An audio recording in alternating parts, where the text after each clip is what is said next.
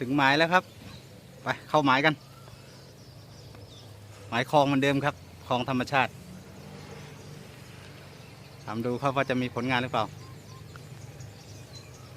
ลุยเลยครับ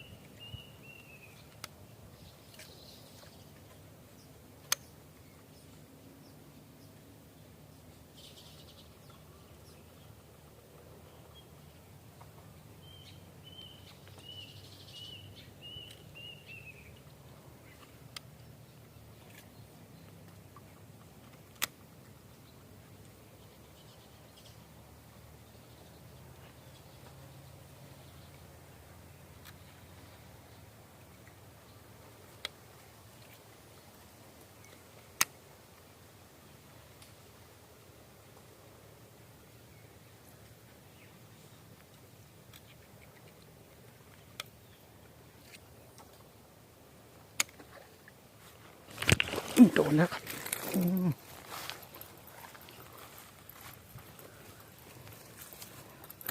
โอ้หลุดพอดีเลยไซส์ไม่ใหญ่เท่าไหร่ครับลงคอ PK ครับ3 เซนกับช่อนคลองครับหมายแหนกำลังสวยเลยโอ้หลุดโอเคครับลงคอ PK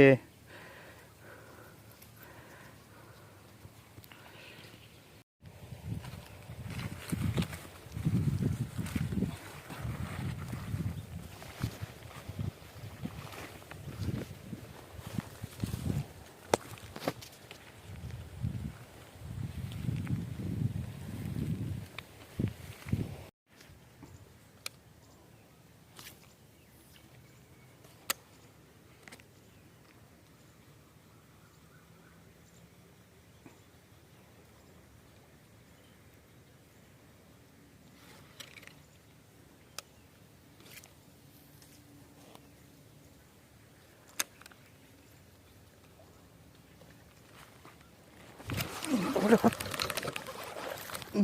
โอ้ตัวไม่ใหญ่ลงคอครับลงคอ3 เซน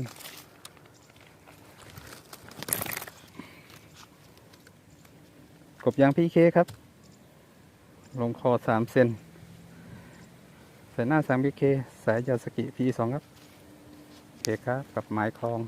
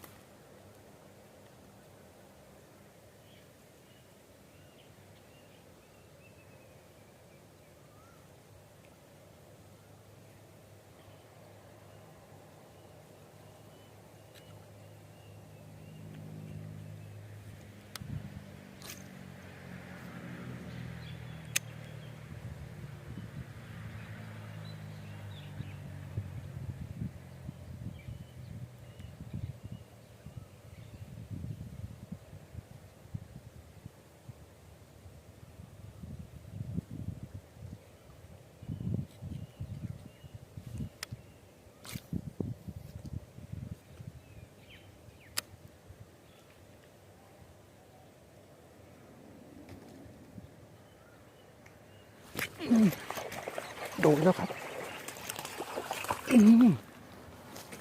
ใสสวยอยู่ครับตัวนี้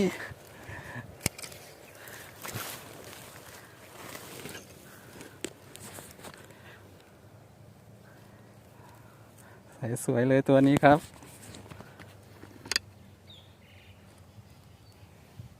กบมะละพีเคครับเต็มคอเลยกับช่อนคลองครับ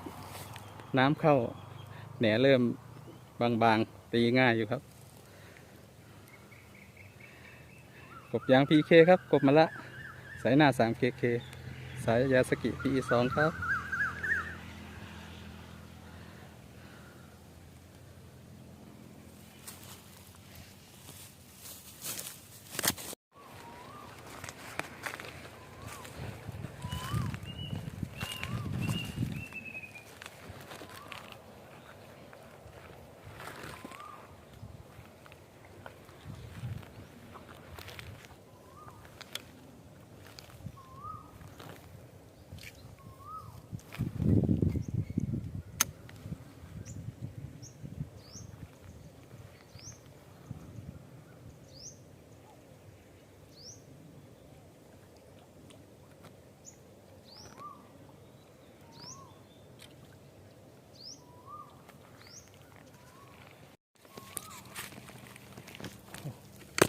อีกตัวแล้วครับตัวนี้กดกล้องไม่ทันตีตั้งนานมันไม่กัดครับเลยปิดกล้องโดนอีกตัวครับตัวนี้ก็ไซส์สวยเลยครับสุดกบมะละพีเคครับ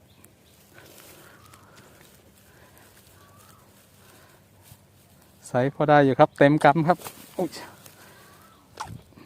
ไซส์สวยกบมะละพีเคครับไซส์หน้า3KKไซส์ยาสกิ P2นี่ครับไม้กัดอยู่ตรงหน้าท่อครับตีย้ำตั้งนานมันไม่กัดสักทีเลยปิดกล้องโอเคครับกบมะละ PK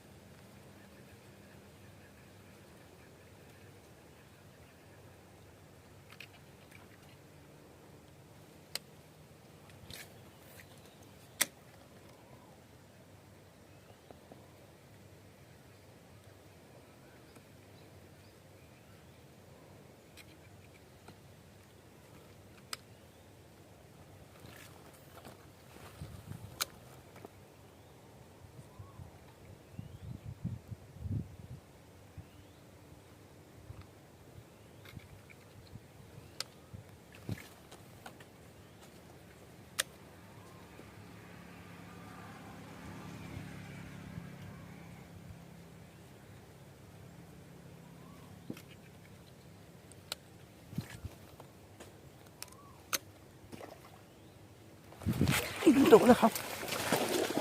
โอ้โหสายใหญ่เลยครับ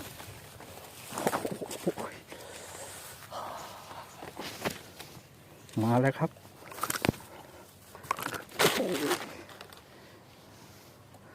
สายใหญ่เลยครับกบมะละ PK เคาะข้ามตลิ่งครับ2-3 ไม้ข้างต้นกล้วยครับมันจมน้ำโดดขึ้นกัดบนฝั่งเลย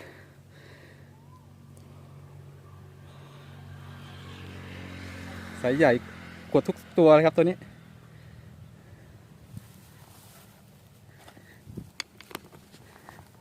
กบมะละนะครับโอ้โหกัดมือ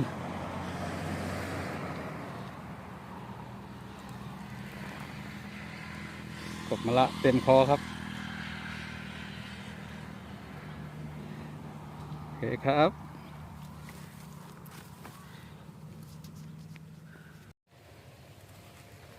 ดูผลงานวันนี้ครับ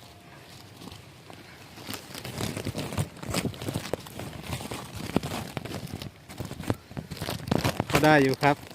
8 แต้ม